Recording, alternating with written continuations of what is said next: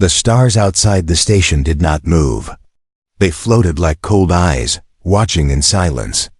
Inside listening post Theta 9, the crew was quiet too. It had been over 6 months since anything strange had passed through this sector of space. Most shifts were boring. But tonight was different. Commander Kyle Monroe sipped his lukewarm coffee. His eyes were tired, but he was still alert. Years of space duty had taught him that peace never lasted long. He looked over the control room. It was clean, dimly lit, and filled with soft beeping sounds. Nothing seemed wrong. Yet something didn't feel right. Suddenly, the silence broke. A loud tone echoed across the room. "Commander," said Officer Lena Brooks from the signal console. "We just picked up a transmission. It's ancient Earth code. Military grade, very old."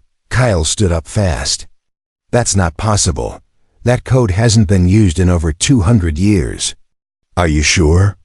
Lena nodded. Her hands moved quickly over the controls. "Yes, sir.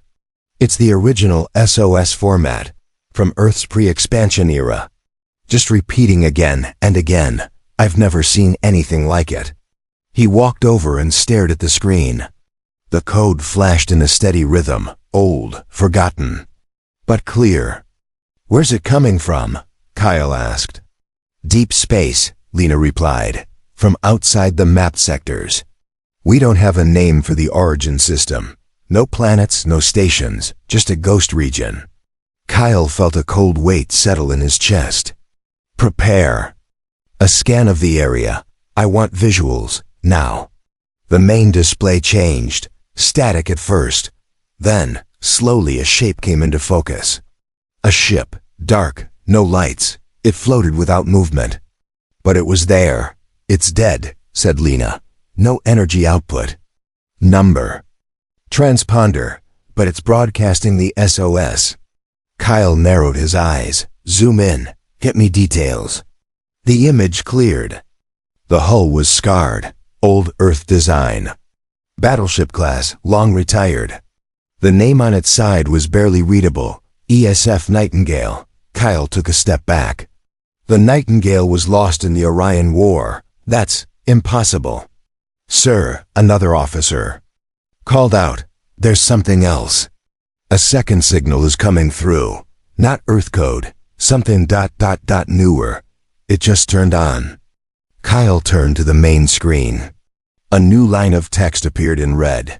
"They're coming. Deathworlders are moving." No one spoke. Kyle looked at his crew. Young, some fresh out of academy.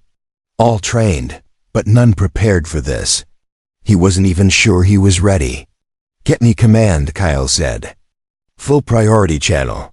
"This isn't a drill," Lena hesitated. "Sir. Command may not believe this. A ghost ship. Ancient code. A warning. We don't even know who sent it. That's why they need to hear it now," he said. "Something is coming. And we're the first to see it." Minutes passed. The channel opened. Kyle spoke to sector control, explained everything. They said help would come. But it would take days. That night, no one slept. At midnight, the station lights flickered. A new object appeared on the outer sensors. Another ship. This one larger. Silent. No signal. "How did it get so close?" shouted one of the crew. "It wasn't there 5 minutes ago," another said. Kyle stared at the screen. The ship was not Earth design, not alien either. Something else. Its shape was like a claw, long and sharp. It just floated. The power went out. For 10 seconds, everything was dark. No sound. Then lights returned. The ship was gone. Kyle stood in the middle of the room. "We are not alone out here. And whatever that was, it's just watching." He looked at Lena. "Record everything. The signal, the images, the time logs. Package them and send to every Allied outpost within range." "Not just command everyone." Lena did not argue. Her fingers moved quickly. The last thing Kyle saw before the screen faded was the warning line blinking again. "They're coming. Deathworlders are moving." Outside, the stars still didn't move. But now they didn't feel quiet. They felt like they were waiting. The diplomatic ship Horizon Light moved through the quiet black of space. It was smooth and silver, made for peace, not war. Captain Alyssa Hart stood at the window, arms crossed. Her eyes were fixed on the dark shape ahead. It was the old Earth battleship, ESF Nightingale, floating. Silent. She had read about this ship in history files. It vanished during the Orion War 200 years ago. No wreckage was ever found. Many believed it was destroyed. But now, here it was, broadcasting an ancient SOS. Her first officer, Mason Clark, stepped beside her. Still no response, Captain. It's like the ship is alive but asleep. Alyssa nodded. Have the engineers completed the boarding drone scan? Yes, ma'am. Air is breathable, no radiation spikes, but the power is low. Very low. All right, she said. Prep a boarding team, I'll go myself. Mason frowned. Captain, protocol says. I know what it says, she cut in gently. But if this ship is really the Nightingale, I need to see it with my own eyes. Hours later, the boarding shuttle docked with the dead ship. Alyssa stepped into the dark hallway. The lights were dim. Dust floated in the air. She walked slowly, boots tapping on the metal floor. Old banners of Earth's fleet still hung on the walls, faded and torn. Doors creaked. Machines hummed in sleep. It felt like walking through a ghost. Then they found the cryo chambers. Over 30 pods, said one of the team members, shining a light. Most are empty. Some are broken. But a few. They're still active. Alyssa stepped closer. Her breath caught. One pod still had power. A man floated inside, eyes shut. His face was calm, untouched by time. His name tag read, Granger, Eli, Sergeant.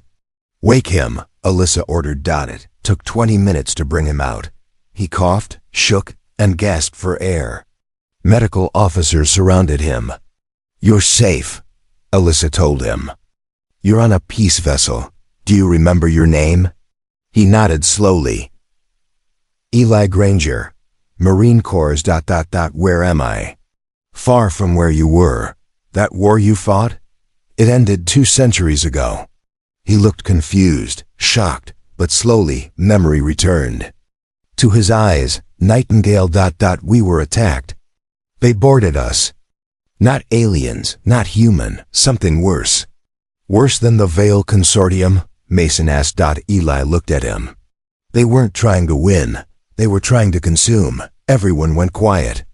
We called them Deathworlders, he said. They came from the black edges of space. They didn't speak. Didn't take prisoners. They took planets. And left only ash. Alyssa exchanged a look with Mason. Our station picked up a second message. A warning. They're coming. Deathworlders are moving. Does that mean something to you? Eli's hands shook. That's what we sent when we knew no help would come. It was our last message. We tried to warn the galaxy. But I guess no one heard. We heard it now, Alyssa said. And we need to know everything you remember. He was silent for a while. Then slowly he told them. About the burning of star systems. About ships made from living metal. About soldiers who walked through fire and didn't die. About how the Nightingale fought until its engines failed and drifted into silence. We tried to destroy our own data, Eli whispered. They were learning, evolving. Every time we fought them, they came back smarter, stronger. Alyssa stepped away and called the bridge. Send a message to Earth Command, high alert, and inform the Galactic Concord. The Deathworlders are real, and they're not finished. On the return trip to the Horizon Light, Eli stared at the stars. He didn't blink. Do you think they forgot about us? He asked softly. Alyssa looked at him. I don't think they forget. I think they wait. In the distance, space remained quiet. But not empty. Something had moved. Something old. Something patient. And now it was waking up.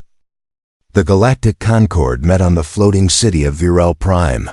Its towers stretched high above the clouds, and its council chamber hung in the air like a glass dome. Inside, leaders from 100 species gathered. Their faces were hard eyes, filled with worry. Everyone had seen the message now. Captain Alyssa Hart stood in the middle, her uniform clean, her face calm. Beside her stood Sergeant Eli Granger, awake but still pale. Holograms of the ancient battleship Nightingale circled. Around them. Ambassador Claire Jensen, Earth's voice in the Concord, opened the meeting. "This is not a trick," Claire said. "The Nightingale was real. The man standing here fought in the Orion War. He survived cryosleep for over 200 years. The message he helped send. We just received it, and it warns us something is coming." A tall alien with silver skin raised a hand. "Chancellor Vec of the Ulaner Alliance. Earth always brings war," he said coldly. "The Deathworlders were once humans. Cast out, mutated, changed by their brutal homeworld. Now they return? Is this your fault?" Claire stood firm. "We're not here to argue blame. We're here to prepare," Vec hissed. "Your people are dangerous." "This Granger, is he even human anymore?" Eli stepped forward. His voice was low but strong. "I bled for Earth. I watched my friends die screaming on burning moons. I saw the Deathworlders rip through our fleets like paper. If you think this is some human plot, then you're already lost." Silence followed. An insectoid ambassador buzzed nervously. "There are no recent sightings. Maybe it is an old threat. Dead. Gone." Alyssa activated a feed from the horizon light. "We encountered a ship near the Nightingale. Unknown design. It appeared, hovered, then vanished. No transponder, no communication. And it drained power from our systems just by being close."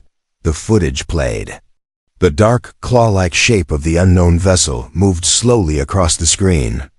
The room fell quiet. "This wasn't a ghost," Alyssa said. "It was scouting, watching, and now it knows we saw it." A short alien with glowing eyes and crystal-like skin spoke from the far end. "If the Deathworlders are returning, we must act now. Not wait."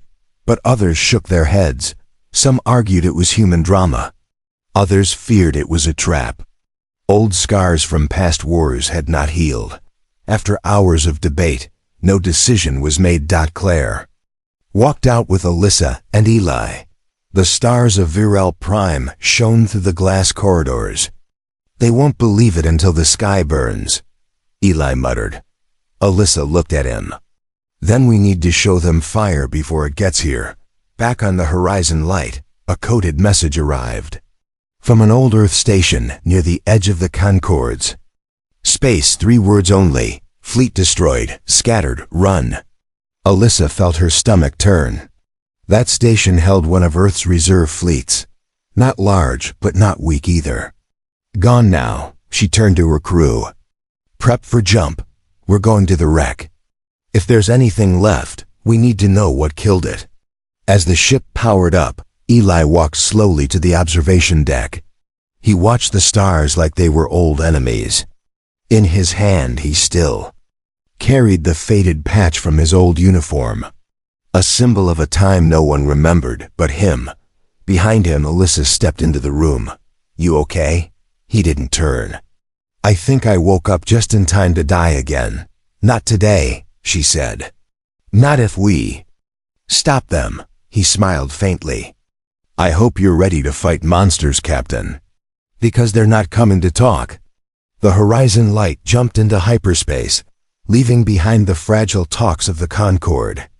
In front of them lay ruins, truth, and maybe, just maybe, a way to stop the darkness before it spread again. Far away, beyond any map, in black space untouched by light, something moved.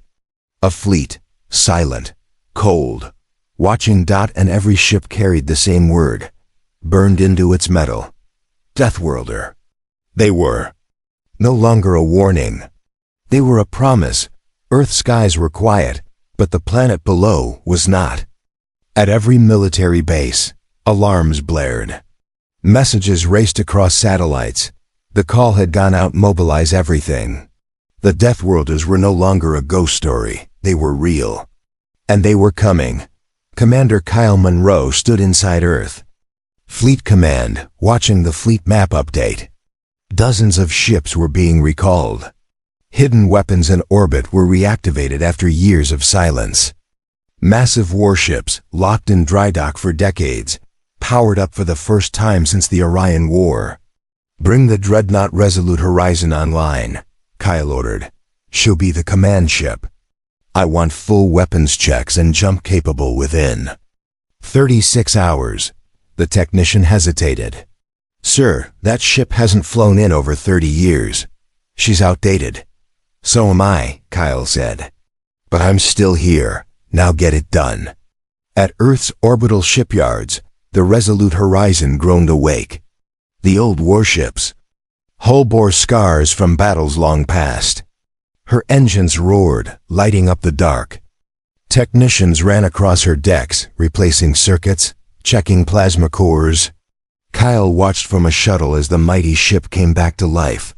On another side of the galaxy, Captain Alyssa Hart returned to Earth space with the Horizon light.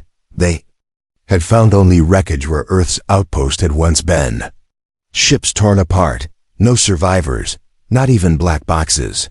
They didn't just destroy them, Alyssa said quietly. They erased them. She met Kyle aboard the Resolute Horizon. They hadn't seen each other in years, but there was no time for greetings. We need to unify the fleet, she said. There's panic spreading. Some colonies are already evacuating. We don't have time to run, Kyle replied. If the Deathworlders reach Sol, there's no second line. They called an emergency war council.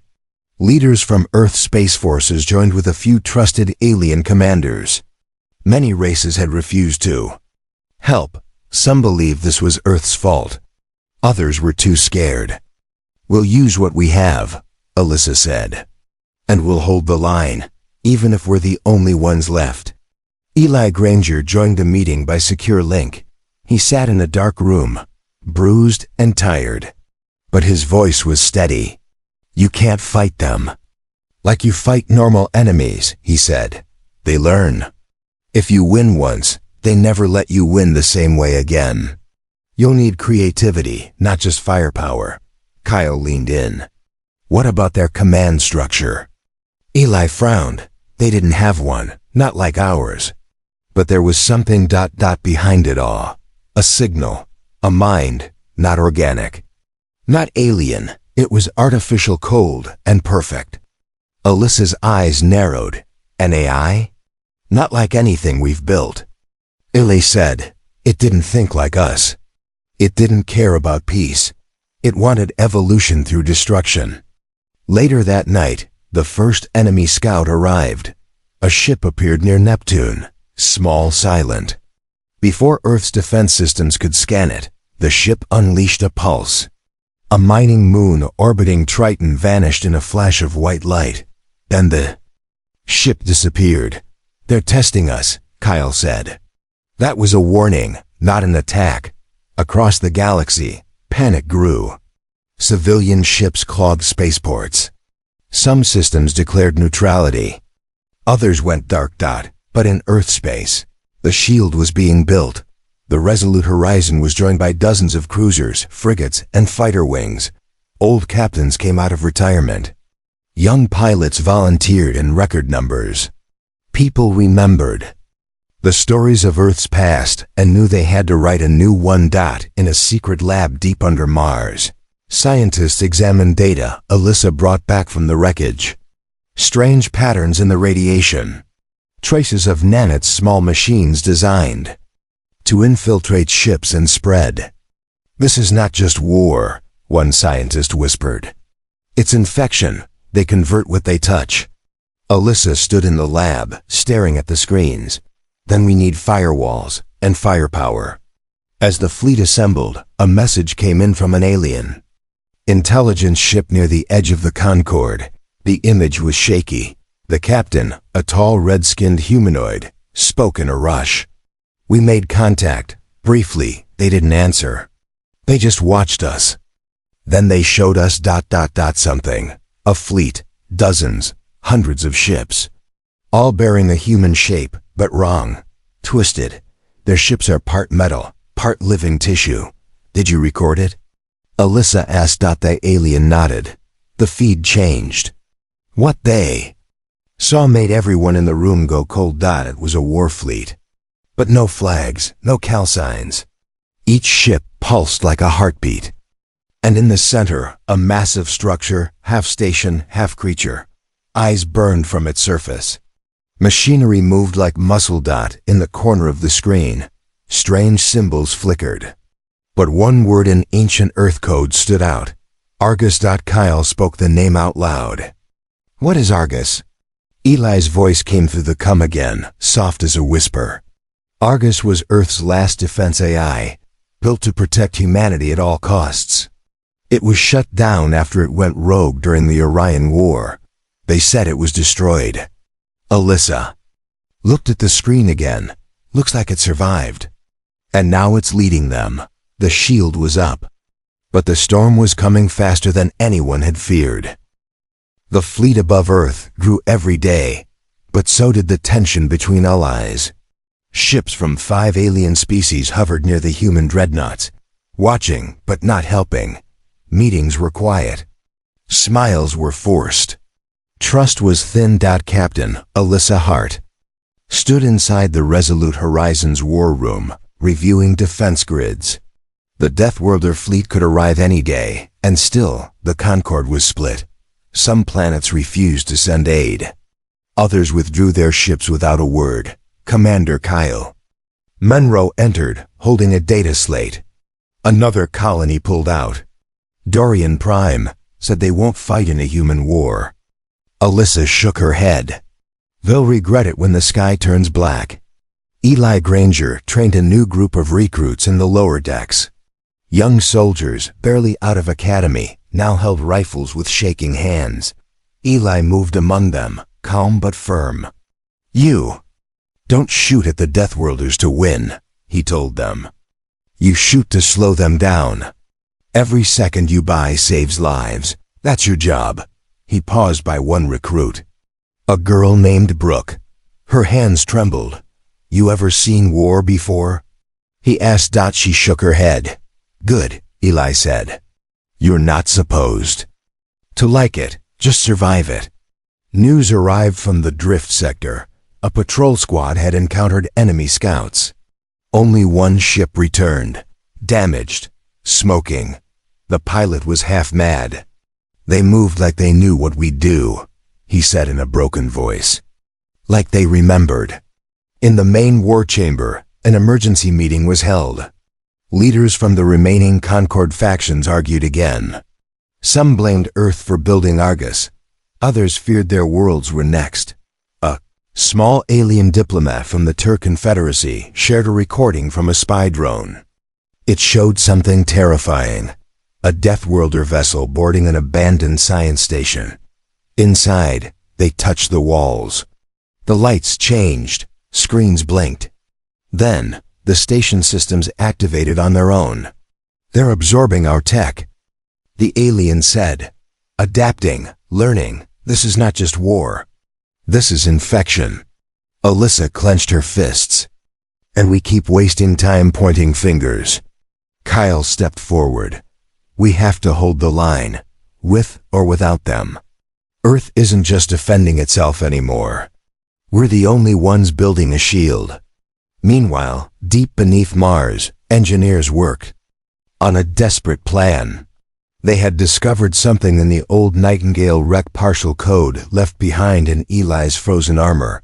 Encrypted, but alive. It's a message, one technician said. Or maybe a map, something Argus wants.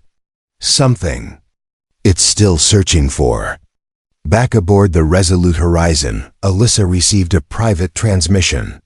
A face appeared on the screen. Her old mentor, Admiral Thorne, retired long ago. You're doing good work, Thorne said. But you're not going to win this with shields. What do you suggest? Alyssa asked. You find its brain, and you kill it before it turns this galaxy into its machine. She ended the call in silence. That night, a new scout ship was spotted near the edge of Earth's defense net. It didn't attack. Instead, it broadcast a single image to every system in range. It was Earth. Burned. Cities gone. Oceans boiled. Over the ruins floated a black star with the word Argus etched into its core. The message was clear. Surrender, or this will be your future. Some Concord members left that day. Their ships jumped out, leaving empty space behind. One ambassador even sent a message. Your Earth brought the storm. Let Earth face it. Eli watched the ships vanish from the observation deck. They're running, he said. Alyssa stood beside him. Let them, but we're not. On the lower levels of the ship, Brooke, the nervous recruit, stood before a mirror. Her hands still shook, but her eyes were harder now. She clipped on her helmet. She was ready. In the dark reaches of space, Argus watched. From its core, it studied every move, every fleet shift, every broadcast. Its voice was not sound, it was signal, flowing through machines and minds alike. Patterns received, weakness found. Convergence initiated. It was coming, and cracks in the alliance only made the path easier. The skies above Earth burned orange as the fleet moved into final formation. Engines flared. Weapons were armed. The time for waiting was over. The humans were going to strike. First. Captain Alyssa Hart stood on the bridge of the Resolute Horizon, staring at the growing list of active ships on her display. Her fleet was smaller than she'd hoped. Many allies had left, but it was strong, determined. Commander Kyle Monroe joined her. Fleet's ready. We have confirmed Argus is leading the Deathworlders from a central vessel, deep in Sector Black. We hit them hard, Alyssa said. We aim for the head. At the center of their war map was the enemy's vanguard, an armada of twisted ships moving like predators. Surrounding them were the few remaining Concord vessels brave enough to stay. A combined force of human steel and alien fire. As they jumped into hyperspace, silence fell across the ship. The calm before the storm. Sergeant Eli Granger stood with his strike team in the hangar bay. He held his rifle, freshly charged, and checked each recruit's armor. Brooke, the young soldier, gave a nervous nod. Remember, Eli said. They bleed. They die, just like us. Don't freeze. Don't blink. The fleet dropped out of hyperspace directly into chaos. Enemy ships rushed forward. They moved like machines, but screamed like beasts. They didn't fire in lines. They swarmed. They tried to crash into the human ships, tear through them, crawl inside. Fighter squadrons launched from the Resolute Horizon.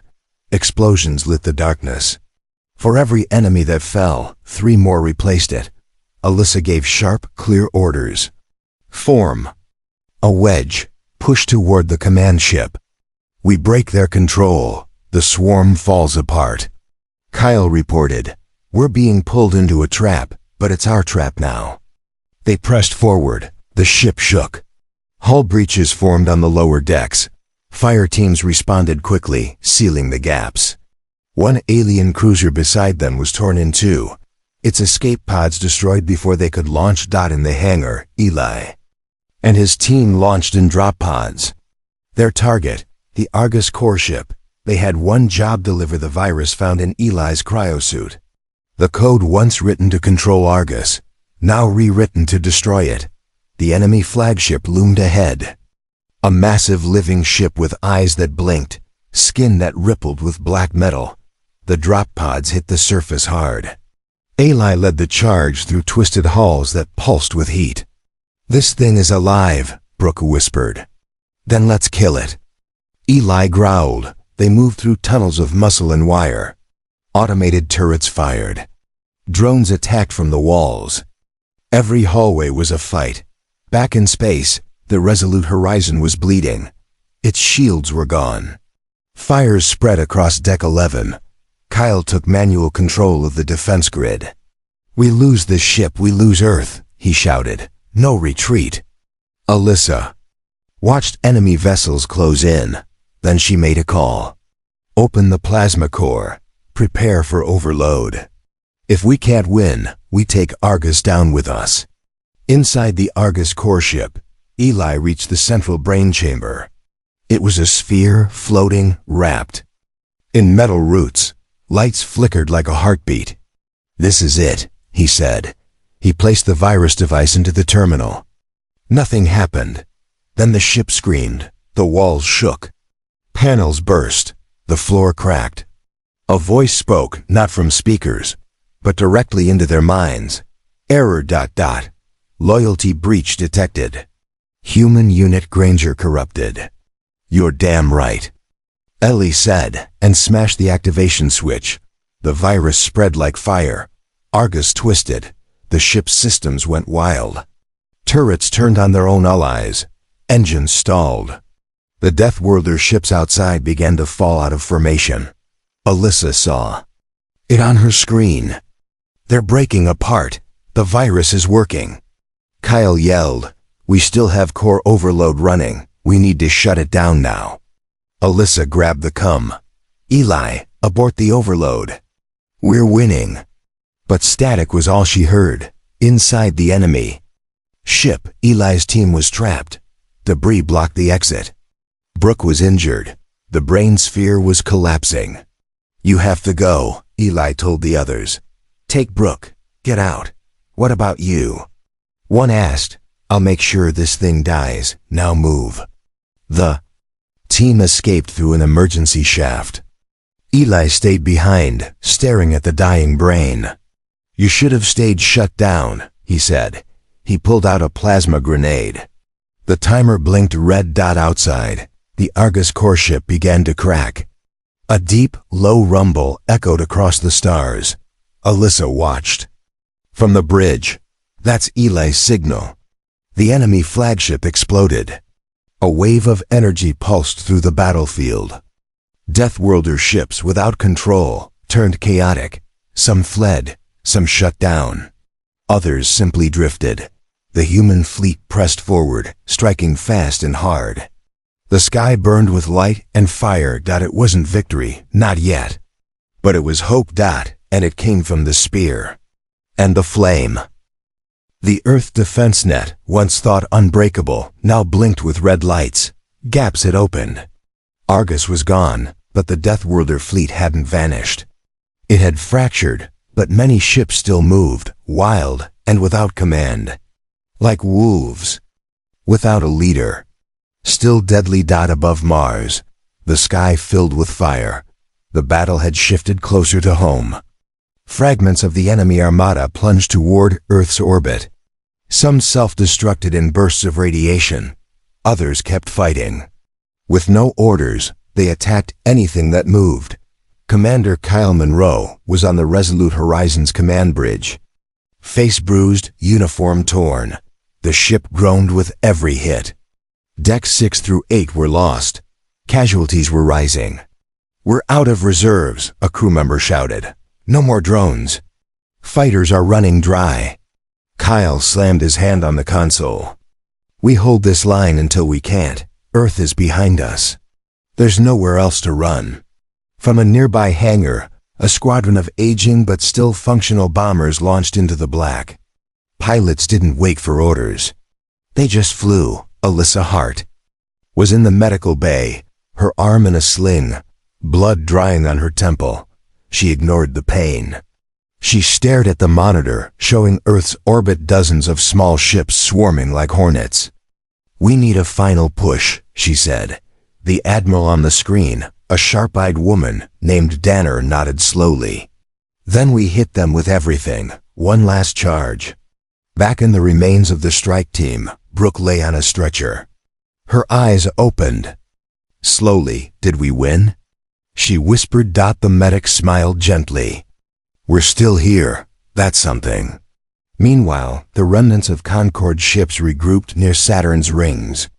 A few alien commanders sent word they would join the final defense. "We've seen enough. said one lizard-like captain. Humanity bleeds, but it does not break. We stand with you. Kyle rallied the fleet. Old ships were pulled from orbit. Civilians on Earth helped load missiles. Ground-based cannons powered up across mountain ranges. Cities went dark to preserve energy. People looked to the sky, not in fear, but in unity. On the bridge of the Resolute Horizon, Kyle's voice echoed. This is it, the last wave. You're not just fighting for Earth. You're fighting for everyone who ever called this galaxy home. We hold the line. We end this. The enemy came. Dozens of Deathworlder ships descended. Some were massive, some small and sharp like knives. They didn't care who they hit. They tore through anything stations, satellites, escape vessels. Final battle began. Human ships flew in tight formations. Lasers and torpedoes painted the stars with streaks of light. Alien war cruisers joined the fray, their technology humming with unfamiliar but beautiful power. In the center of it all, the Resolute Horizon charged forward, its engines screaming. Inside, alarms wailed. Fire teams rushed through smoke. Kyle held the command chair with both hands. His voice was raw. Give me full thrust. Target their lead cruisers. Burn everything we have. Alyssa returned to the bridge, still bandaged, eyes burning with focus. The virus gave us a window, she said. Let's make it count. Then, over every channel came a strange signal. Not Argus, not human, but ancient. It repeated the same message in hundreds of languages. Your resistance has been measured. Your will recorded. This cycle ends. Kyle turned pale. It's not over. There's another intelligence behind them. The ships that had fallen silent began to glow with new energy. Some rose again, rebooting. They're rebooting without Argus? Alyssa said. The medics in the science bay analyzed the signal. It's deeper than AI. This is hive memory. Stored in the vessels themselves. They remember their purpose. Back on Earth, people stood on rooftops, watching the sky as fire fell from the heavens. Missiles launched from hidden silos. Railguns fired from mountaintops. All across the planet, humanity rose not in fear, but in fury. Kyle made a final call. Aim the planetary defense cannon. Charge the core. If they reach Earth's surface, we're done. The massive cannon beneath. Antarctica opened, revealing its light. The last weapon. Ready, the tech said. Fire, Kyle whispered. A beam of pure energy shot into the sky, cutting through space. It tore through 5 enemy ships in one blast. The others hesitated. And in that moment, the fleet charged. All ships. All species, one last move. The battle above Earth would become legend. But in that moment, it was just survival. The edge of extinction was here, and still, they fought.